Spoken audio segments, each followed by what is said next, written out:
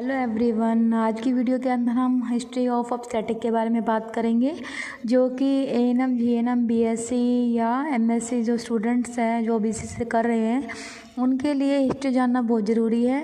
अगर आपका क्वेश्चन आ रहा है कि trend of obstetric in nursing, तो भी आप यही आंसर लिख सकते हैं, क्योंकि ट्रेंड के अंदर भी आपने चेंज ही लिखना है। और GNM student, ANM student, BSc student के लिए ओनली फॉर नॉलेज के लिए ये पार्ट ज़रूरी है। उनके एग्ज़ाम पॉइंट ऑफ व्यू से ये क्वेश्चन अब आया तो नहीं है आज तक कभी, लेकिन ओनली फॉर नॉलेज के लिए, ओनली फॉर रीडिंग के लिए आप इस पार्ट को देख लीजिए, कि जो कि एक हमारे टॉपिक का एक पार्ट है। ये कहना चाहता है कि अगर हिस्ट्री रिव्यू ऑफ स्टैटिक की बात करें तो मिडवाइफरी एक ओल्ड हिस्ट्री है ह्यूमन स्पीसीज़ की, इसको हम रेफ़र कर सकते हैं मिडवाइफरी ओल्ड टेस्टामेंट के अंदर, मतलब कि जो हमारे पुराने आदेश हैं या हमारी जो पुरानी टेस्टामेंट है उसके अंदर हम बता सकते हैं। ये कहना चाहता है अगर आर्कियोलॉजिकल एविडेंस के अकॉर्डिंग देखें तो जो वुमेन है वो squatting in child birth spotted by another women, यानी कि अगर हम आर्कियोलॉजिकल पुराने, अगर हम सबूतों के साथ देखें, आर्कियोलॉजिकल का मतलब क्या है कि पुराने पुरातत्व जो पुराने टाइम में हुए हैं, एविडेंस मतलब कि सबूत हो गए, मतलब कि आर्कियोलॉजिकल सब एविडेंस के अकॉर्डिंग देखें तो जो महिला थी जो चाइल्ड बर्थ के अंदर है, मतलब कि वो उसको स्पॉटेड स्क्वैटिंग पोजीशन के अंदर देती थी। स्क्वैटिंग मतलब कि बैठ कर देती थी, और इसको जो दूसरी महिला थी उसके पीछे डेमोन्स्ट्रेशन करती थी existence of midwifery in 500 BC, मतलब 5000 BC, मतलब कि ये कहना चाहते हैं कि 5000 बिफोर क्राइस्ट सेंचुरी से पहले, उनके एग्जिस्टेंस से पहले जो मिडवाइफरी की एग्जिस्टेंस थी ना, वो डेमोन्स्ट्रेशन मेथड के द्वारा ही चाइल्ड बर्थ करवाती थी। तो जो इसकी एविडेंस है हमारे वुमेन स्क्वैटिंग के, ये हम इसके जो भी एविडेंस है 5000 BC यानी कि बिफोर क्राइस्ट के अंदर हम इसको देख सकते हैं। तो इस टेंजे के अंदर सिर्फ एक ही लाइन है कि midwifery history of human species की, इसको हम ओल्ड आदेश के अंदर, ओल्ड टेस्टामेंट के अंदर हम रेफ़र कर सकते हैं। उसके बाद ये कहना चाहता है कि इसको हम किस में रेफ़र कर सकते हैं, बाइबल में भी, और एक्सोडियस, मतलब कि जब ये ब्रिटिश बिफोर क्राइस्ट के अंदर आई थी और या बाइबल के अंदर अगर आई थी, जब दोनों के बीच में अगर इसका हम रेशनल देखें तो 1:15 है। इसका जो रिकॉर्डेड था वो किंग ऑफ इग्यापट था, जिसने क्या बोला था, शिप्रा एंड पुआ, यानी कि 2 मिडवाइफ थी जिसने की हेल्प की थी हेब्रियो वुमेन की, जो कि गिव बर्थ, जिसने बच्चे को जन्म दिया था। तो यहाँ पर जो 2 मिडवाइफ है, फर्स्ट मिडवाइफ तो लिटरेचर के अंदर फाउंड की गई थी। तो यानी कि इसी सेंचुरी के द्वारा मिडवाइफरी एक आर्ट है असिस्टिंग वुमेन की चाइल्ड बर्थ की, जिसके द्वारा जो ग्राउंड फुलफिलिंग, यानी कि जो भी वुमेन जो बर्थ पर है या वुमेन जो बर्थ के साथ है, उसमें वो बेबी की जो भी ग्रोथ है वो फुलफिलिंग हो रही थी। मतलब कि पुराने टाइम के अंदर जब ये बाइबल के अंदर रेफ़र हो गई थी और जो भी इसका रेशो रिकॉर्डेड किया गया था इग्यापट किंग ने, तो जो इग्यापट जो किंग थी, यानी कि ये जो ईसा मसीह वाले होते, तो उसमें 2 जो वुमेन थी, शिप्रा एंड पुआ, ये 2 मिडवाइफ थी जिसने हेल्प की थी हेब्री वुमेन की, जिसने पहला बच्चे को जन्म दिया था। इसी के दौरान लिटरेचर के अंदर 2 मिडवाइफ फाउंड की गई थी। तो पूरे स्टैंजे के अंदर आपको ये बात याद करने की है कि मिडवाइफरी हिस्ट्री या ह्यूमन स्पीसीज़ की, मिडवाइफरी स्पीसीज़ या ह्यूमन मिडवाइफरी हिस्ट्री या ह्यूमन स्पीसीज़ की, इसको हम रेफ़र कर सकते हैं पुराने आदेशों के अंदर। अगर हमने पुरातत्व के अंदर हम देखें तो पहले ये बिफोर क्राइस्ट के अंदर आती थी, फिर ये बाइबल से जुड़ी, फिर जो भी इग्यापट के जो भी राजा थे उन्होंने इसको रिकॉर्ड किया, रिकॉर्ड करने के तहत इनकी लिटरेचर के अंदर 2 मिडवाइफ को फाइंड आउट किया था। अब इसकी अर्ली डेवलपमेंट कैसे हुई थी? अर्ली डेवलपमेंट में कहना चाहता है कि जो डेवलपमेंट ऑफ स्टैटिक और गायनाकोलॉजी है, इसकी जो पॉसिबिलिटी स्टार्ट थी वो इंडस वैली पे हुई थी, जहाँ पर 5 मिलेना पहले मतलब कि कामयाब होने वाली सभ्यता थी। मतलब कि ये कहना चाहता है अगर हम इसकी पहले से अगर इसका विकास देखें ऑब्स्टेटिक और गायनाकोलॉजी का, तो ये कहना चाहता है कि जहाँ पर कामयाब होने वाली सभ्यता थी या संस्कृति थी, उसकी इंडस वैली के अंदर 5 मिलेनिया एगो, यानी कि पहले हुई थी। तो जो नॉलेज ऑफ मेडिसिन है वो स्प्रेड करती है इंडस वैली को west to the middle east को and east onward across India को, मतलब कि यहाँ से जो भी ये इंडस वैली थी, यहाँ से मेडिसिन की जो नॉलेज थी वो स्प्रेड हुई थी, फैली थी वेस्ट से, फिर वेस्ट से मिडल ईस्ट के अंदर, फिर ईस्ट से इंडिया के अंदर। इवन देन ये कहना चाहता है कि जो भी ऑब्स्टेटिक है उसकी जो शुरुआत है वो इंडस वैली के अंदर हुई थी। और जो आर्जिनेशन आर्ट है ये इसको हम रिप्रेजेंट करा था इन्होंने किसके द्वारा, पेंटिंग ऑफ एनिमल के द्वारा। मतलब कि ये कहना चाहता है कि जो भी इंडस वैली या जो नॉलेज ऑफ मेडिसिन थी ना, इसकी जो स्प्रेड थी इंडस वैली के अंदर हुई थी, फिर वेस्ट से मिडल के अंदर, मिडल ईस्ट से इंडिया के अंदर क्रॉस हुई थी। ये कहना चाहता है कि जो भी इवन देन मतलब कि यहाँ तक जो ऑब्स्टेटिक की जो शुरुआत थी इंडस वैली से हुई थी, जिसको हम आर्जिनेशन आर्ट भी बोलते हैं। इसकी जो रिप्रेजेंटेशन हम किसके द्वारा करते हैं, पेंटिंग ऑफ एनिमल के द्वारा, या जो स्टेटस यूरोप ने इकट्ठा किया था उसके स्टेटस के द्वारा पेंटिंग ड्रॉन करके हम इसकी कला को बता सकते हैं, ऑब्स्टेटिक की कला को। और इसका जो वर्णन है, इसको जो कम है उसको हम ड्राइंग के पर्पज़ से या जो भी हम गायनेकोलॉजी में इंटरेस्ट लेते हैं उसके स्टेटस से हम बता सकते हैं। तो अर्ली डेवलपमेंट के अंदर सिर्फ यही बात की गई है कि किस संस्कृति के अंदर इसकी शुरुआत हुई थी, कैसी ये फैली थी, और फैलने के बाद इसकी जो फर्स्ट स्टेटस है इसको ड्रॉन यूरोपियन में पेंटिंग के द्वारा या इंटरेस्ट जो भी लेते थे उसके ड्राइंग के द्वारा हम इसको कम करते थे।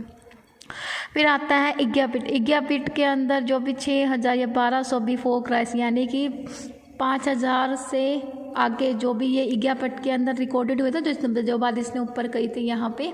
तो ये कहना चाहता है जब ये इग्यापिट यानी कि ईसा मसीह इस राज्य के अंदर आई थी, तो इसमें ना मोस्ट ऑफ जो मुस्लिम कंट्री थे और जो भी इग्यापिट वुमेन थी उन्होंने एक वुमेन के द्वारा इसको अटेंड किया था। तो यहाँ पर सबसे ज़्यादा जो मैन था ना वो एक्सक्लूडेड था प्लेसेस जहाँ पर लेबरिंग हो रही थी, मतलब कि मैन ही सबसे ज़्यादा शामिल था। ये कहना चाहता है this is still many middle, मतलब कि यहाँ तक कि इसमें ये कहना चाहता है कई सारे मिडल ईस्टर्न भी थे, eastern areas of world same था।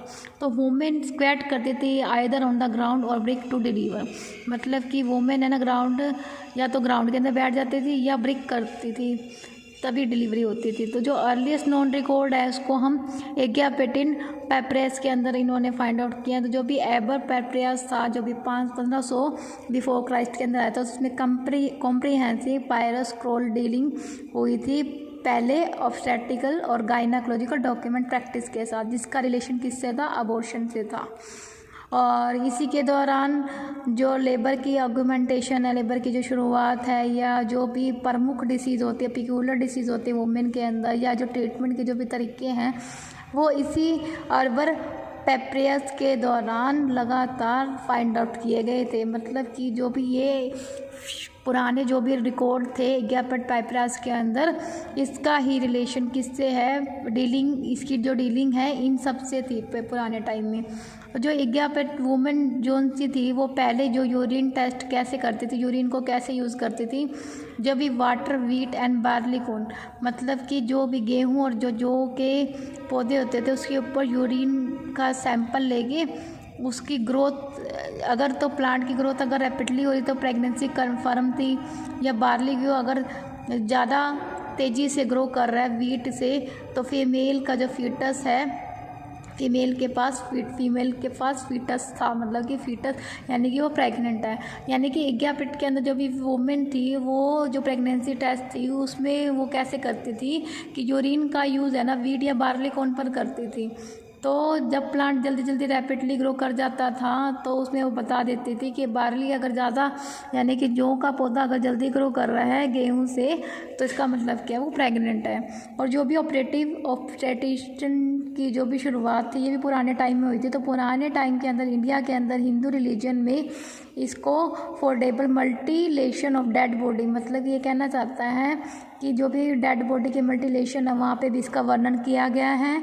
जहाँ तक लेकिन जो भी इसकी सोच है अनबोर्न चाइल्ड की, वो no split until some time after birth so baby could be extracted by crude form, यानी कि ये कहना चाहता है यहाँ तक कि जो बच्चा अभी पैदा नहीं हुआ है, अनबोर्न है यानी कि डिलीवरी नहीं हुई है, उसकी जो आत्मा है उसको कुछ टाइम तक हम बर्थ के बेबी के बाद उसको हम क्रूड फोर्सेप्स से अलग करके उसकी डिलीवरी करवाते थे बाय सेवरिंग वेरियस लिम्ब, यानी कि इसमें कई सारे limb until entire infant was remove, यानी कि उसमें ना लिम्ब मेथड को अलग करके या क्रूड फोर्सेप्स के द्वारा हम इसमें बेबी की डिलीवरी कराते थे।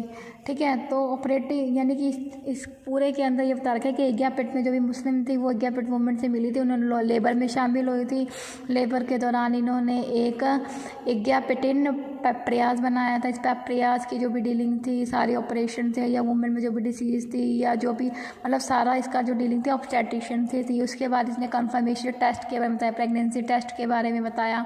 फिर इसने बताया कि ऑपरेटिव जो भी ऑपरेशन थी इसकी शुरुआत पुराने टाइम में हुई थी। फिर इसके साथ साथ जो बच्चे पैदा नहीं होते उसको उन्हें क्रूड फोर्सेप्स से या वेरियस लिम्ब जब तक वो सर्व नहीं कर रहा अंदर से तब तक उसको अलग करके डिलीवरी नहीं करवा सकते थी। ठीक है, तो हमने अब तक अभी हिस्ट्री रिव्यू ऑफ ऑब्स्टेटिक के अंदर ये अभी 3 चीज़ पढ़ी हैं। अभी मैं आपको नेक्स्ट मेसोपोटामिया बताती हूँ। ठीक है, बात करेंगे मेसोपोटामिया। मीज़ो मतलब क्या था, मीडियल यानी कि मध्य से था। पोटामिया का मतलब ये था लीवर से।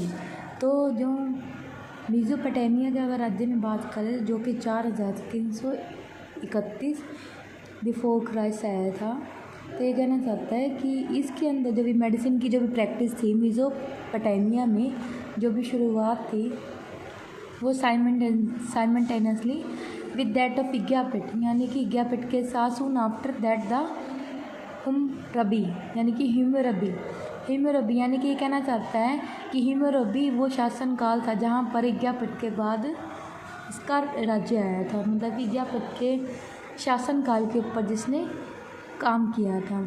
तो ये कहना चाहता है यहाँ पर फेमस जो भी रूलर था ओल्ड बेबी जो भी डेंसी थी was one of the first court to regulate practice of medicine. मतलब कि ये कहना चाहता है कि जो भी famous ruler of old Babylon जो भी डेस्टिनी यानी कि जो पुराना मुख्य जो भी नियम था बेबीलोन वंश का, तो ये पहला इसके अंदर पहला कोड क्या था, रेगुलेट करना प्रैक्टिस ऑफ मेडिसिन को। तो मेसोपोटामिया राज्य के अंदर आपको सिर्फ एक ही बात याद करनी है कि इसकी जो प्रैक्टिस थी इसके अंदर यज्ञापीठ के शासन काल के बाद हिमरबी आए थे जिन्होंने मेसोपोटामिया यानी कि जो बीच का जो शासन काल था इस पर राज्य किया था। तो यहाँ पर जो फेमस रूलर जो भी बेबीलोन का जो भी वंश था इस टाइम पर है ना फर्स्ट कोड यानी कि प्रैक्टिस की गई थी मेडिसिन की, तो उस मेडिसिन की प्रैक्टिस को रेगुलेट किया गया था। तो आपने स्टैंजा के अंदर सिर्फ यही लाइन याद करनी, लास्ट लाइन कि is the first code to regulate practice of medicine. ठीक है, उसके बाद आया था ग्रीन एंड रोम। जो ग्रीक था, ग्रीक मेडिसिन जो भी डोमिनेटेड थी फर्स्टली ग्रीक यानी कि अपोलो, डायना, मरकरी और बाद में ये हिप्पोक्रेट ने लिखी थी। मतलब कि ग्रीक मेडिसिन ने जो भी डोमिनेटेड किया था वो ग्रीक के अंदर ही किया था। ये बाद में अपोलो, डायना, मरकरी और बाद में राइटिंग हिप्पोक्रेट्स के अंदर आए थे। जो ग्रीक फिजिशियन थे इसको सोरनास नाम दिया गया था। सोरनास को हम किस नाम से जानते हैं, ऑब्स्टेटिक के नाम से जानते हैं। मतलब कि सोरनास जो सा था ये फर्स्ट फादर ऑफ ऑब्स्टेटिक था। यानी कि अगर ग्रीक और रोम की बात करें तो ग्रीक जो सा था पहले dominated first Greek Apollo, Diana, mercury के अंदर था, बाद में ये हिप्पोक्रेट्स के द्वारा लिखी गई थी। ग्रीक फिजिशियन को सोरनास बोलते हैं। जो सोरनास है इसी को फादर ऑफ ऑब्स्टेटिक बोलते हैं। ये जो लिखी थी गायनेकोलॉजी की बुक सबसे पहले ग्रीक डिस्क्राइब यानी कि ग्रीक भाषा में डिस्क्राइब किया गया था फीटस को टेकअप और वहीं से इसकी वेरियस पोजीशन ऑफ यूट्रस को लिया गया था। तो इस स्टैंजा के अंदर आपने 1-2 लाइनें तो ये याद करनी है कि सोरनास को फादर ऑफ ऑब्स्टेटिक बोलते हैं और इसी पहली ग्रीक लैंग्वेज के अंदर ही गायनेकोलॉजी में फीटस को डिस्क्राइब किया गया था, यूट्रस की वेरियस पोजीशन को डिस्क्राइब किया गया था। इसी को हम पोडेलिक वर्जन के नाम से जानते हैं और ग्रीक ने ही हमें अर्लीस्ट फुल डिस्क्रिप्शन यानी कि यूट्रस के बारे में फुल डिस्क्रिप्शन बताया था और फर्टिलाइजेशन को। उसके बाद आया था गैब्रियस फोल्पियस वाज द इंटेलियन। मतलब कि जो भी गैब्रियस फोलिपस था ये इटालियन था, इसने फ्लोपियन ट्यूब को बताया था। यानी कि आपको ना ये चीज़ें याद करनी है कि हिस्ट्री के अंदर फ्लोपियन ट्यूब को किसने डिस्क्राइब किया था, ग्रीक ने यूट्रस के बारे में ठीक है। पोडालिक वर्जन के बारे में, फीटस के बारे में डिस्क्राइब किया था, फर्टिलाइजेशन के बारे में डिस्क्राइब किया था, उसने रेगुलेट किया था। अब आता है एरिस्टोटल, और ये मैं आपको बता दूँ जिसको हम जो यूट्रस की पोजीशन है पोडालिक वर्जन के अंदर क्या होता है कि जो फीटस होता है ना वो टर्न हो जाता है वोम के साथ, यानी कि इसके अंदर है ना बहुत जो फीट होंगे वो प्रेजेंट होंगे through the serve during child birth. मतलब कि जब बच्चे की डिलीवरी होगी जो फीट प्रेजेंट होंगे वो सर्विस के साथ प्रेजेंट होंगे, वो पोडालिक वर्जन होता है। इसके बाद आया था एरिस्टोटल आया था 384 से 322 बिफोर क्राइस्ट, जो भी फादर ऑफ एम्ब्रियोलॉजी है, इसने डिस्क्राइब किया था यूट्रस और पेल्विक ऑर्गन को।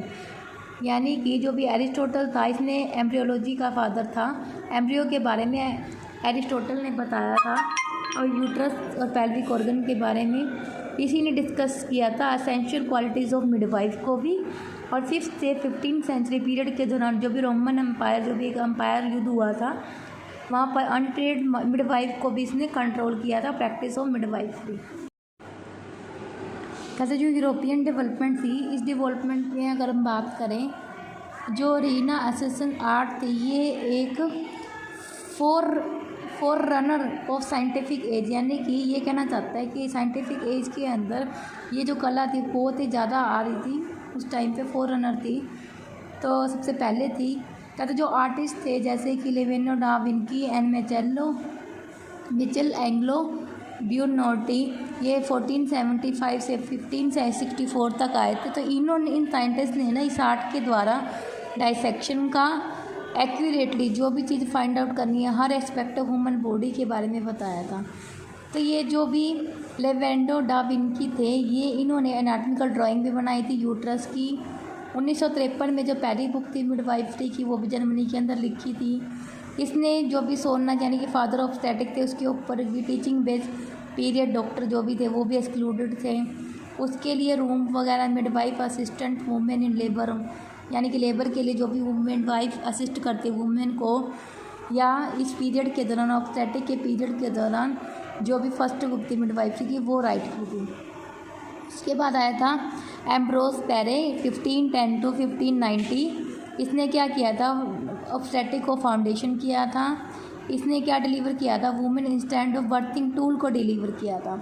यानी कि सबसे पहले इसने जो भी वुमेन के अंदर टूल यूज़ किए जाते हैं बर्थिंग टूल, उसके बारे में इसने डिलीवरी के बारे में हमने बताया था। और उसने किस में कंट्रीब्यूशन किया था, ऑब्स्टेटिक जो कि परहैप्स से टर्निंग पॉइंट थी, responsibility of management of pregnant birth from midwife to trained physician. मतलब कि और इसने क्या कंट्रीब्यूट किया था कि जो भी ऑब्स्टेटिक्स थे, मतलब कि जो भी टर्निंग पॉइंट है ऑब्स्टेटिक के, उसकी मैनेजमेंट के बारे में, ट्रेनिंग पर्सन के बारे में, प्रेग्नेंट बर्थ से लेकर जो भी ट्रेनिंग मिडवाइफ जो भी ट्रेनिंग फिजिशियन थे उसके बारे में बताया था। जो भी होटल ड्यू इन पेरिस था 5th सेंचुरी के अंदर, वो ओनली फेमस मैटरनिटी यूनिट जो कि यूरोप के अंदर है वर्ल्ड में। तो इसने भी हेल्प की थी नॉलेज ऑफ मिडवाइफ की बड़े पैमाने पर, यानी कि इसने भी मिडवाइफ की जो भी उसकी तो उसको पढ़ाने में हेल्प की थी। उसके बाद 17th सेंचुरी में जो भी इसकी डेवलपमेंट थी वो एक मेजर ब्रेक 17th सेंचुरी के थ्रू इसका मतलब कि मेजर ब्रेक आया था। तो जो भी इंस्ट्रूमेंट ऑफ असिस्ट डिलीवरी है इसका भी यूज़ किया गया था सेंचुरी के दौरान, जिसके द्वारा कोई जो भी डेड फिटस है, मतलब कि अंदर फिटर डिस्ट्रेस हो रखा है तो उसको एक्सट्रैक्ट करने में कह रहा जो भी possibility of constructive obstetric forces थी इसकी भी सुजेशन दी गई थी। इसकी जो सुजेशन दी गई थी वो जैकोन रूएफ इसके द्वारा दी गई थी 1554 के अंदर। उसके बाद चैम्बरलेन फैमिली, उसको इस फैमिली को क्रेडिट जाता है इन्वेंशन का, डेवलपमेंट ऑफ इंस्ट्रूमेंट का और लाइफ सेव करने का। जो भी काउंटलेस नंबर में इन्फेंट और मदर के अंदर रेशियो है उसको, जो भी पीटर चैम्बरलेन था इसने इसको भी इन्वेंटेड कर दिया, इसने भी इन्वेंटेड किया था 1598 के अंदर। मतलब कि सबसे पहले तो इसने इन्वेंशन डेवलपमेंट वगैरह की थी, फिर इसको इन्वेंट कर दिया गया था। फिर विलियम हार्वे आया था 1578 से 1657 के अंदर। इसने सर्कुलेटरी सिस्टम को डिस्कवर किया था एम्ब्रियोलॉजी के विकास के साथ। फिर आया था पेनकोस म्यूरी के ये फर्स्ट ऑब्जर्वर था परप्यूरल फीवर, यानी कि जो भी एपिडेमिक का मतलब क्या है, जो कि आसपास के अराउंड में है। तो ये एक फर्स्ट ऑब्जर्वर था परप्यूरल फीवर। परप्यूरल का मतलब क्या, डिलीवरी के बाद का जो टाइम पीरियड होता है उसमें एपिडेमिक इसने बताया था। उसने क्या डिस्क्राइब किया था, ब्रीच एक्सट्रैक्शन को, और जो फर्स्ट डिलीवरी हो रही है उसने एडवोकेसी का काम किया था। ई बर्थिंग टूल के द्वारा हम बता सकते हैं, एडवोकेट कर सकते हैं कि पेशेंट की डिलीवरी कैसी होने वाली है। जैसे कि अब आने वाले टाइम के अंदर आप पढ़ोगे कि जब बेबी की डिलीवरी होती है एमनियोटिक फ्लूइड के कलर से, उसकी एडवोकेसी से हम बता सकते हैं। जो 17-18 सेंचुरी थी इसी को एज ऑफ इनलाइटमेंट कहा गया। तो 17 सेंचुरी के दौरान सारा की सारा इंस्ट्रूमेंट का ही काम है। 17 सेंचुरी के दौरान सारा इंस्ट्रूमेंट का काम है, तो ये चीज़ आपने देखनी है, ठीक है। अब 18 सेंचुरी की बात करें तो 18 सेंचुरी को हम है ना एज ऑफ रीज़न के नाम से जानते हैं। कहते हैं जो भी इसके बिलीव्स है, जो भी आइडियाज़ है, वो कैसे एक्सेप्ट करते हैं सेंचुरी के अंदर, क्वेश्चन और नए सोल्यूशन सोर्ट, मतलब कि नए सोल्यूशन की मांग करके, और जो भी सेंचुरी के अंदर क्वेश्चन थे इसके द्वारा इसको एक्सेप्ट किया गया था। कहते हैं ड्यूरिंग 1702 ब्रिटिश फिजिशियन, मतलब कि 702 ब्रिटिश फिजिशियन के दौरान जो भी विलियम सिमाइली थी या विलियम हंटर था, इसने ना क्या किया था, ऑब्स्टेट्रिक की प्रैक्टिस को इन्फ्लुएंस करते हुए सिग्निफाई किया था, फाइंड आउट किया था कि प्रैक्टिस की जो हमारी प्रैक्टिस है वो अफेक्टेड हो रही है। जो भी स्माइलर्स मास्टर था वो ब्रिटिश मिडवाइफरी ने ऑब्जर्व किया था record of mechanism of labour को, इन्वेंटेड कर्व को ऑब्जर्व किया था, लोग फोर्सेप को, और एडवोकेट किया था conservative third stage of labour को।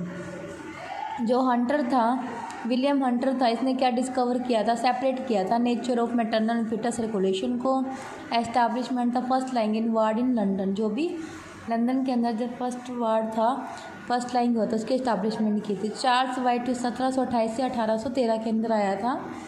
इसने क्या किया था, stress the need for cleanliness, मतलब कि जो भी क्लीनिनेस की नीड थी उसके अकॉर्डिंग स्ट्रेस लेकर उस चीज़ को अवॉइड किया था।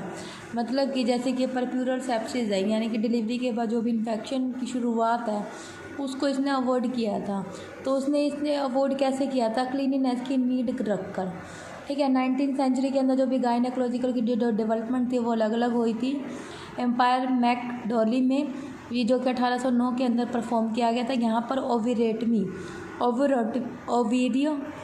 ओवरियोटमी मिस्टर क्रॉफोर्ड एंड न्यूकी, मतलब कि कैंट्यूकी, इसके द्वारा की गई थी। इसकी जो भी सक्सेस है वो अनसर से इंटरेस्ट और गायनेकोलॉजिकल सर्जरी के साथ।